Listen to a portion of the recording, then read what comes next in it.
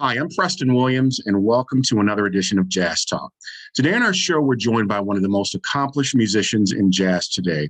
This gentleman has been on the scene for over 40 years and has worked with many greats from Sonny Stitt to Jackie McLean, Kenny Barron, Kenny Garrett, so many. I'm sitting here just thinking about all the musicians he's played with: Pat Metheny, Jeff Tain Watts, Al Foster. I can go on and on. This guy is a renaissance man. He's a bassist and educator. Please welcome to Jazz Talk, Mr. Nat Reeves. How are you, sir? Preston, thank you so much for this opportunity to speak to you. I'm doing well. It's really Oh, man, it's an honor. Well, I wanted to jump right into it, Nat. I'm interested in knowing more about your humble beginnings and your background. And I understand that you're from Lynchburg, Virginia.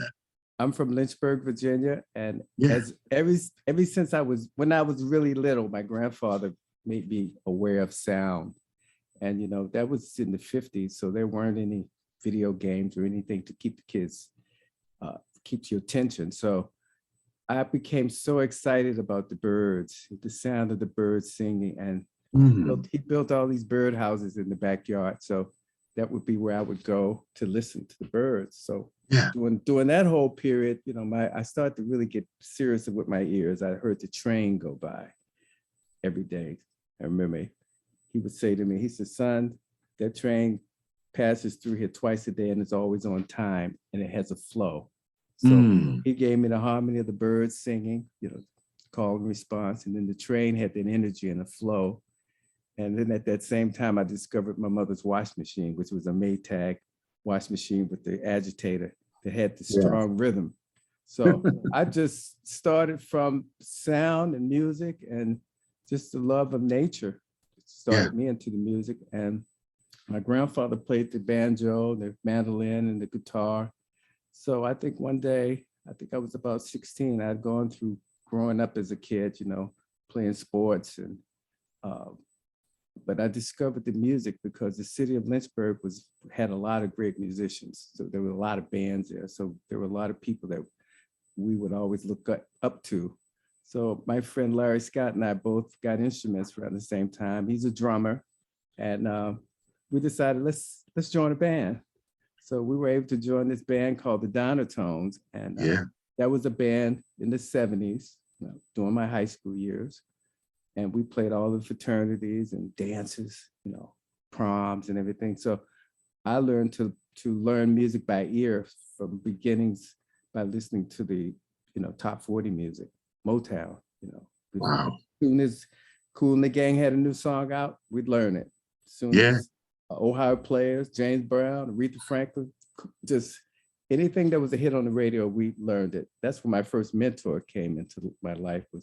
His name is Lawrence Scott. He was the father of Larry Scott. So he got us used to having our own money, having our own transportation, paying your own bills, having uniforms. So I started from the '70s just playing Motown music, not even knowing who James Jamerson was yet, but liking it. So, and then as I became more interested in the bass, this was in the '70s as well, Jaco Pastorius came on the scene and Stand the Clock. Those are my two guys, man. Yeah. So that took my focus, not away from Motown, but it made me more focused on playing the bass. I feel more in love with the bass.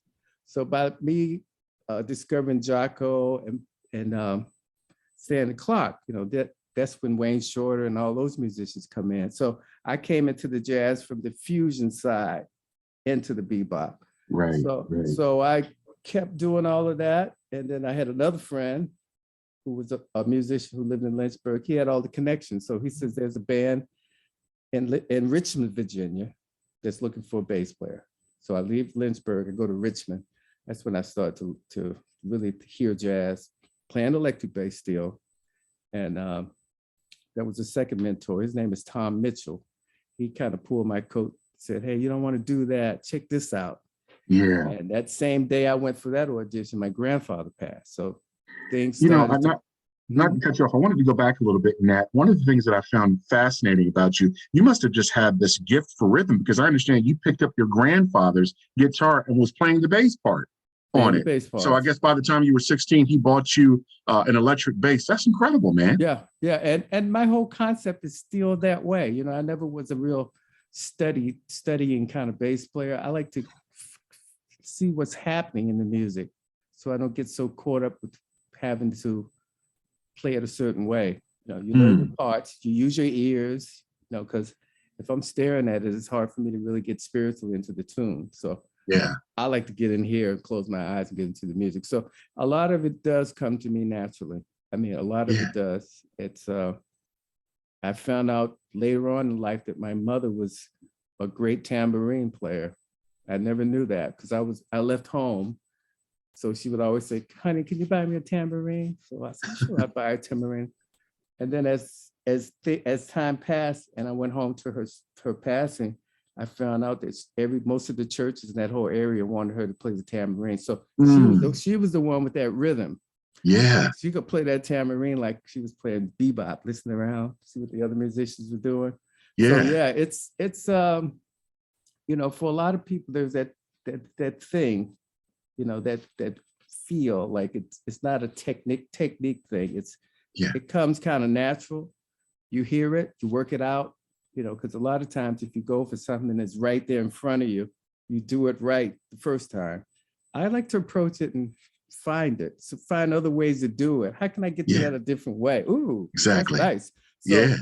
So I learn a lot playing that way, and I learn a lot from the other side of it too, with the reading and all of that from being in the university. But it's I wish I could explain it. As I just retired, and as I sit in here and look around and think about all this going, wow. So like you said, my bookends were like Sonny Stitt, Pharoah Sanders, and all in between.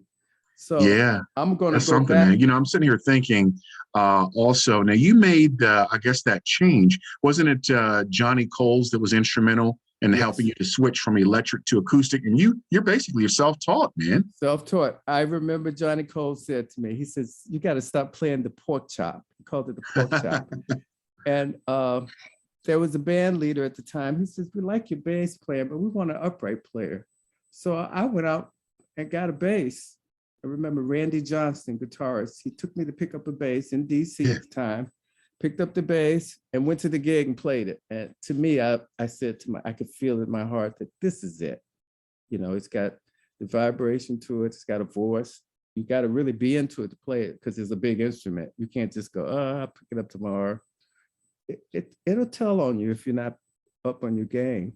And that's one thing I can say about Mr. Carter, man. That's one of the greatest bass players in the whole world. He's played with everybody, Nat. He's played with everybody. I mean, I spent some time with him. He says, Preston, this thing that you're probably reading about me being on over 2,500 recordings, he said, actually, that's old information. It's over 3,000 now. Like, but that's beautiful. So late 70s, man, you make that move to New York, and I guess you meet all the cats, from, Mulgrew Miller, Kenny Garrett, the late James Williams, and you guys just had this camaraderie. Y'all became like really good friends, huh? Oh man, it was so great. I mean, it was just going to the house, Kenny's house, because Mulgrew was there and Rita's. So we were all there. It was like you would be part of a group. Like that's the way you would even go to jam sessions back in the day. You meet your buddies there and you all sit in at the same time. It's a little different now. Everybody's a one man kind of thing. And in those days, you were on a band. You weren't on a lot of bands. So it took a lot for me to make that transition from Professor McLean's band to Kenny Garrett's band. But back to, I'm gonna go back a little bit about going to New York. That happened with the same friend that invited me to Richmond. No, that's wrong. That's not right. I came to Hartford first. So from Richmond to Hartford. So I stayed in Hartford for a little while. I didn't know Jackie yet. I had met him in Richmond. I didn't know him. I stayed here. And then I got another call from a friend in Lynchburg who says, come to New York because I'm working here. You can stay with me. That's when I met Kenny and all. So both situations were supported by friends from Lynchburg. Yeah. So that's how important my buddies were down there. Just, oh man, we ran like that. And I came back to Hartford, got called back. I get a call to go to Japan with Sonny Stitt. It was like his last tour too, wasn't it? Last tour. I didn't know James or Vinnie Johnson. We met in a hotel. And we quickly discovered that this was a serious situation and that we had to do our best with it. And I learned a lot from that tour about taking care of business and making sure things are in order. So then when I came home, that's when Jackie McLean invited me to his house. And I had some cassette tapes. I'm still looking for them. I'm going through all this stuff. I haven't found them yet, but I know they're Right. here of Sonny Stitt's last performances. And Jackie and I listened to these recordings in his house. And then immediately from that point on, from 82 to about 86 was apprenticeship. That's when he got me involved with the University of Hartford. You know, just kind of watching him, and he told me what to do. But, you know, your focus was on people back then. Like, you kept your eye on the band leader or someone that could kind of guide you to how this all works. You don't just jump into it. So it was about a good 4-year apprentice. And then I remember that first performance was just in the park in Hartford. And then the next thing I know, I was in Japan in 87 with he and Jack Wilson and Mark Johnson. And it was unbelievable. It's unbelievable. Man, you had a long association with them. That's incredible. And I remember you had said something, I think I read somewhere, I think Jackie said something to you, the fact that people see you before they hear you or something like that. Yeah, that's probably was said by me and was said to Jackie. But, you know, that's the way the band members were. It was, you look at each other, see what each other was wearing. You know, that was the part of the gig. What's going on, you know? If you can't represent the song or the music, it's not, because when you walk into that room, they already know if they're gonna like you or not. Right. Look at that. He's good. You know what I'm saying? Yeah. You walking at a pair of jeans on, it's a little harder to convince. Maybe and he he also introduced you to Dizzy and Miles. Man, what was it like meeting those cats? Oh my goodness. I met Miles in Paris. That was my first time to Paris, and with Jackie. It was like I always knew where my place was. Like, there was Jackie, there's Nat here. So I met them and I just pulled myself back. Like, I didn't go over and ask a lot of questions. Hey, I'm so-and-so. You don't do that. Exactly. You just lay back. It was exciting. He took me everywhere with him. When he'd go into New York for different reasons, I would go with him. It was quite an unbelievable relationship. And now everything he used to say, he'll say, you'll understand this one day, son, you know, about the teaching and giving back to the community and how to just keep yourself focused, how to keep yourself organized, pick yourself up, help the young musicians, you know, play your best, you know, because there's always somebody else out there. So I always figure, what is my strength? I like this. My strength is still sound, you know. It's like the sound. What does it sound like? And then the rhythm. See, that's why I'm still there. And then your harmony. So I'm always working on my sound first before anything happens on that bandstand. That sound right. Here we go. Yeah. You tune into everybody else, find out where you lay within the music. Like, everybody can't be right on top of it. There's got to be layers of it, and you got to know when to make you move. Like, especially playing with someone is like the great Harold Mayberry. I learned so much from him. Man, one of my favorite pianists. Oh, I learned so much from him, and it's just listening and not always having to say anything. Yeah. You know, like if someone says something to you, okay. That's the way I used to be. You couldn't talk back. you know, that's the stuff you don't do. You do it now, but it's and then you start to become more than just musician friends on the bandstand. There's a spiritual thing happening, you know. Oh yeah. You enjoy sitting down, having breakfast. You enjoy walking out, seeing the country, seeing the world. It's so many different types of people, you know, going from Jackie and Kenny, and then playing with George Coleman and all these heavy people. It's it's such a, I won't call it a fraternity, but a family. Yeah. Now it's still family, but it's a lot of schools.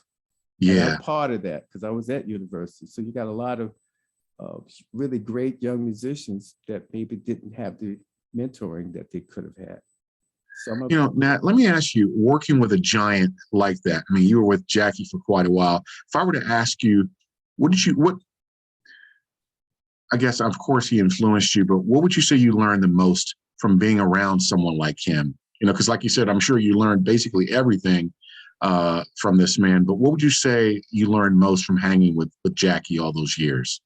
Well, his comportment, the way he did everything. Yeah. He entered the room a certain way, and you have to always know where everything's at. You have to be prepared. Your preparation, you look good. You give out. You always give, and you help those who need help. And it's kind of like one of these things that just keeps growing. It's not just one thing you say or do. It just keeps growing, and it comes. A lot of it has to come with age. A lot of it just can't come just because people ask you a question. So kind of like, what was your favorite thing that person might have said? I would think about that as, that's a long answer. I could give you a few things that they said. Most of the most important things were the things they didn't say. There could be a body language or a look. You know, it's especially when you start to get into each other where you're trying to play together. That's not something you just put it up and start going, you know, that's cool too, but it's a feeling when you come out on the bandstand that just like, and there was a sound from the audience in those days. It wasn't just, it was a roar. And there was an excitement outside of the club before people came in. There was excitement when people were waiting to come into the building. You know, there was you pull yourself back. You weren't always in the audience too. You know, the band was stuck together. Like we weren't all wandering off, going different ways. And then at 7 o'clock, we play. We're all together. Yeah. You know what I'm saying? And there's no devices. You can't look at your phone, you know, because that takes you away from it all. I kind of don't want to know what that is when I get to the bass. I can even imagine, man. I'm sitting here thinking about all the stories. I'm sure that, you know, Jackie told you, you know, I'm sure you guys talked about everything. And I mean, I've even heard him talk about some of the stories with Charles Mingus, you know, talked to countless musicians about Charles Mingus, you know, just some of the issues. And Jackie was telling the story one time. I think he was playing with Mingus and he was going to leave the band. And Mingus got upset and hit him. And I think Jackie cut him or something with a knife. I was like, wow. You know, and he used to tell me those stories, and I would let those stories, I didn't hold on to them. I will. Yeah.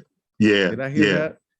But the story that I remember the most, when he would always encourage me to keep playing, because he said to me one day, he says, I remember when Paul Chambers was just getting it together, but he did it every night. So he encouraged me, you know. I really remember that. He says, you just have to practice. You have to practice, and you have to take care of yourself so that you feel good enough to practice. And that all starts with the way you approach your morning and what you eat. And you get your timing together so that you don't have any periods where there's a rushing kind of thing, because it affects your pulse, your heartbeat. You know, like even if I'm going to New York to play, I'll try to get in there early, you know, not come running in just with enough time to plug the bass in and go. It doesn't work like that. So, I mean, that was one of the most important things with being on time. Being on time. You know, and I heard that from not just J Mac or Jackie Mac or Dr. McLean. I heard that from a lot of cats, A.T., Walter Bolden. Yeah. All say that, you know, don't, if you come in late, the whole band's off. Oh, yeah, I can imagine. Yeah, that definitely would affect everything. And I also wanted to ask you about a good friend of yours who you guys have been tight for years, one of the greatest drummers in jazz today, Mr. Jeff Tane Watts. Tell me about your relationship with him, man, how you guys met, because it seems like a beautiful marriage between the two of you guys. You guys are real tight. Well, you know, the first time I met Jeff, if correct, I think I was in Atlanta playing with A.T., Jackie McLean, and Walter Bolden. Okay. That's the first time I actually remember him. He came to my room, he and Robert Hirsch. Robert Hirsch actually played on my bass. Then when Kenny Garrett had this tour coming up, so Kenny and I went to California to work with Jeff, Kenny Kirkland, because they were working on The Tonight Show. So that's how we met. So you had Kenny and I who were buddy, close, and Jeff and Kenny Kirkland. And just the music, because it just was, everybody played with their hearts open, like, and you took a chance. It was the best feeling ever playing with those gentlemen, you know. It was the best feeling ever, because especially for me, country boy from Virginia, I used to always dream of all of this. When I was a kid, I always dreamed about how am I going to get to a certain place in my life and maybe people will remember me. Yeah. What can I do? You know, and then all of a sudden, all these people came into my life that were like handing me over to another person, you know. And I remember Pharoah Sanders saying this to me. He said, "Man, I heard when Jackie McLean had passed away, I want you on my band." Mm. It's like I call him almost every 2 or 3 days. It's like, and it's deeper than music. It's deeper than the gig because that's still that communication. It's always in my ear. I hear something Jackie would say. Wow. Always something like, and I just have to say that he and his family, man, have been so important to me. Yeah. Yeah. Dolly, I mean, Melanie, all the McLeans, powerful, very that's powerful. The incredible, Artist man. You know, Collective. like I said, you've played with the best of the best. You know, we're talking about horn players. I mean, you played with Betty Golson. You just mentioned Pharoah Sanders, Sonny Stitt, Jackie McLean, you know, and you played with some of the greatest pianists, Harold Mayburn, you know, I mean, Mulgrew Miller, you know, it's just I can just go through the list. You play with so many great musicians. And I was going to ask you, you're also an educator, and I know that you retired last year. I guess you were at the University of Hartford, and Jackie, I guess, was he responsible for setting that whole thing up with the jazz department? Because you were there, I guess, when you retired last year. You were there almost 40 years, like 39 years or something like that. Tell me about that. Well, you know, I started pretty much with Jackie in the early 80s. I would play in the Yeah. saxophone class, 82. And then slowly started to move up doing ensembles and then became full-time. That was a really is still today. That's a good place to be because you learn about the other parts to how to keep it together, how to organize the whole thing. Like, you know, being pushed out of your comfort zone. That's there. And learning how things should be uniform and how they should look. That's there. And you have those other people who will help you with things. And I love the library and all the digital stuff. It just was always learning. I learned a lot from my students. You know, a lot of them were technicians. Yeah. A lot of them were really good theory players. I think what I tried to do was to help them to turn whatever they were doing into music. Like, because like I said, it's a big package. It's not just play. Everybody can play, but what are you gonna do when you're not playing? People, when you walk in, people go, "Who is that?" They go, "Who is that?" Right. So there's a whole profile to it. It was a great experience. I mean, everything was there for you. Yeah, everything was there. Yeah. You know, and it was music. So I was playing music and part of the music, but then things would change. And I think at this point I need to play Nat, let Nat enjoy all the things he's done all these years and practice. I give myself assignments. It's like I think about everything differently. Nothing's going to happen just fast. Yeah. Thought put into it. I became a Phi Mu Alpha Symphonian at the University of Hartford, and also received the highest award from the University of Hartford. That's beautiful, man. Congratulations on that. Thank you. Which is Yeah. the Ben Award. And then I had the city of Hartford, and they have a Nat Reeves Day.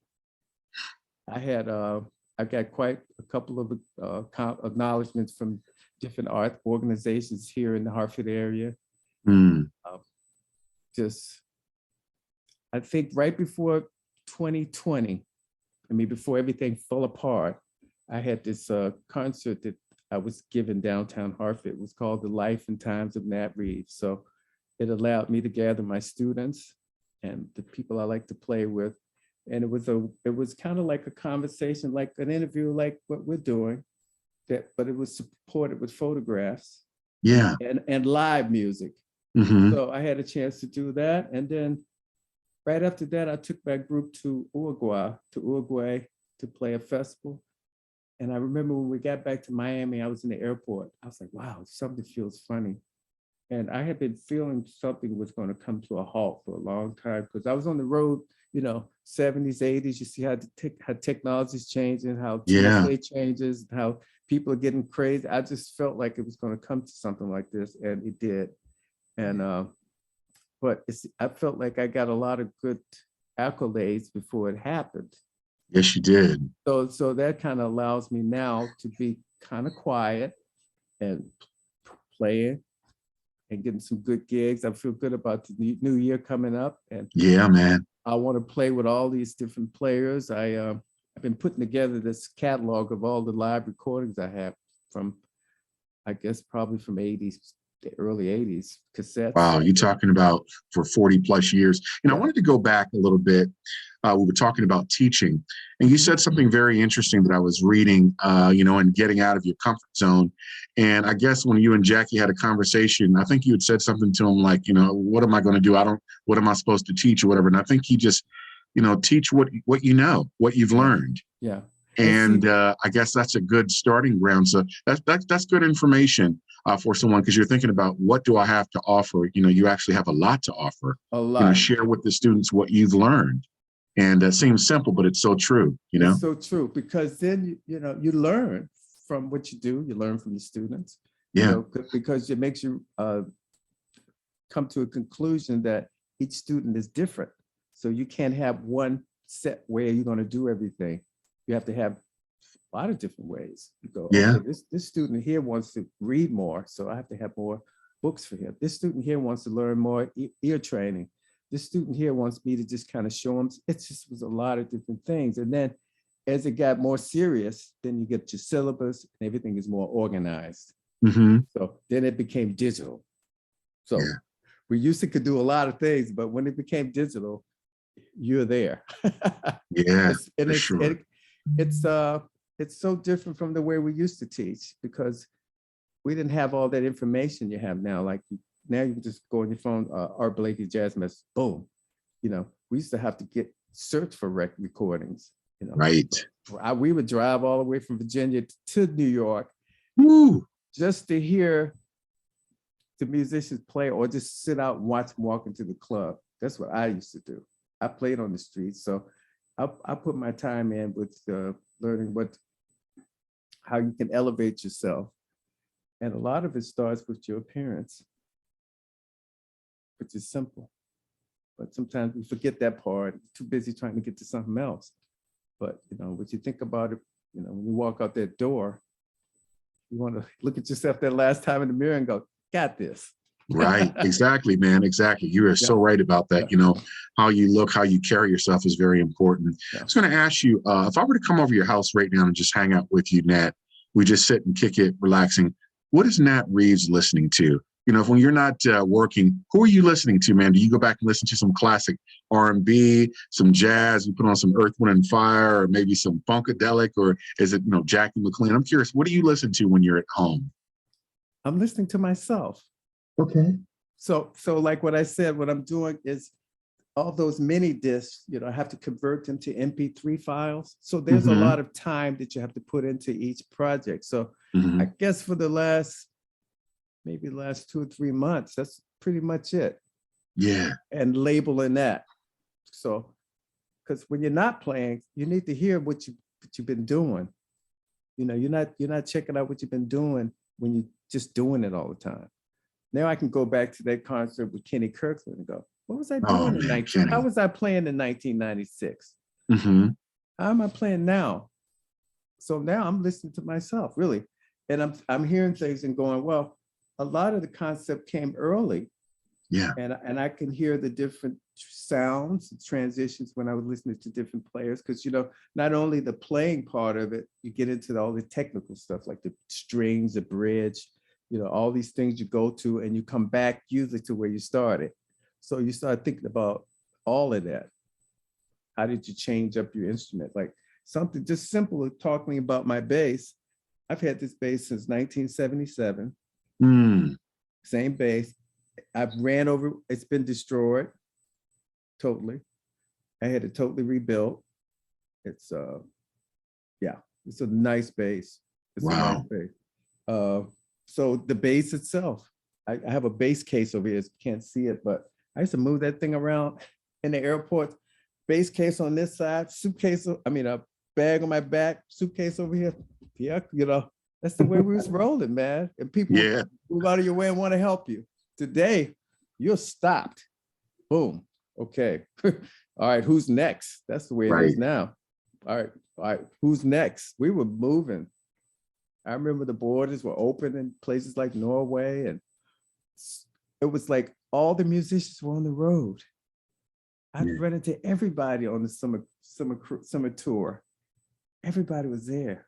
It was It's like so much amazing. fun, man. Montreux and Paris and all those Yeah. clubs, and oh yeah, I You know, miss all I that. was gonna ask you. You played with, as I mentioned before, you played with so many great people. You played with one of my favorite guitarists, man. What was it like working with Pat Metheny? Oh, a lot of fun, a lot Yeah, of fun. He whenever we would fly into another country, he would always rent a car. yeah. So I did a lot of riding with just he and I in the car together. And after that all happened with that tour, he would come to Connecticut and play for the Guitar Summit, I think it was called. Hmm. And he would call me to play along with him sometimes. So we had a good time. Yeah. That's great. I Hey, remember when he met his wife, it was just, yeah, what a nice guy. yeah. Pat, a great writer too. Hey, Yeah. have you ever, do you ever get an opportunity, I guess, from time to time, maybe to talk with other bass players, maybe like legends we mentioned before, like the Ron Carters, the Buster Williams, the Reggie Workmans? Do you guys ever like get together, kick it, talk about stuff, or maybe share ideas? Because I know those are probably your mentors. I've never really had much chance to do that. You Okay. know, I guess I'm still kind of like back. Yeah. I still like to kind of hear it, but not try to be in it. I don't know if I'm there. I wish there was a way where we could all get maybe the generation of bass players my age together. You know, people my age. Yeah, I was going to just say, because one of the things that a lot of musicians are doing now, and of course, since the pandemic, they get together maybe once or twice a month and do these Zoom Mhm. little discussions, and they talk. And I was talking to Lenny White. He says, "Yeah, Preston, every Friday, Buster and us and several Charles Tolliver will get together and just have these conversations." And I've had conversations with them too. We did a show early this year called 20th Century Musicians Trying to Negotiate the 21st Century. It was pretty interesting. We That's had nice. Gary Bartz, Dee Dee Bridgewater, everybody. It was Kevin Eubanks. We had like a host on there. But, when I mention those names, the Ron Carters, the Buster Williams, the Reggie Workmans, Nat Reeves, you're in that class too, my Oh friend. man. And I know I I do. I'll put you in that class, man. It's a continuation, so the legacy is constantly being passed down from generation to generation, and you're a part of that.